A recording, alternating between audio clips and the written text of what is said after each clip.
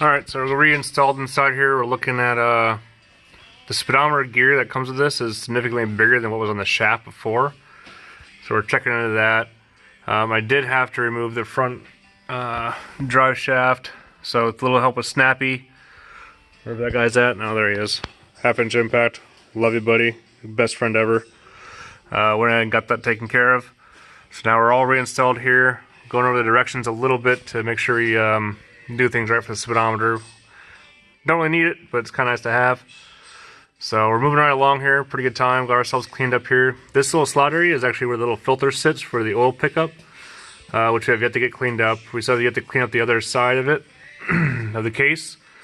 And then I think we put that on, and then we position the oil pump, put a snap ring in, the speedometer gear, snap ring, and then put the new nose coat on, and then a new yoke that goes installed there, then hopefully a drive shaft, then fill up with oil after a little bit of while till it dries. And hopefully we're all good to go. Obviously check through our gearing prior to saying that we are good to go. I know on another transfer case, I got one that wasn't done correctly, and it turns out that this little guy here was actually hitting the inside of the new nose cone.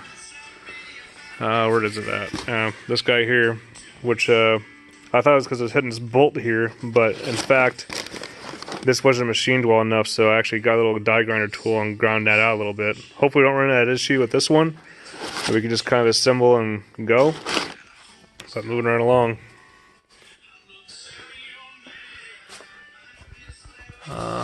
Also to take note from is probably have to come at this later, but as you can kind of see, here's my front drive, or the output from the Dana 35.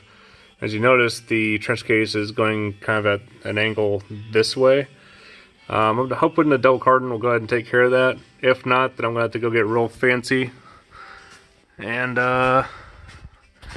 either drill these holes out and move them over, or slot out these holes over here and then move this whole entire contraption that way.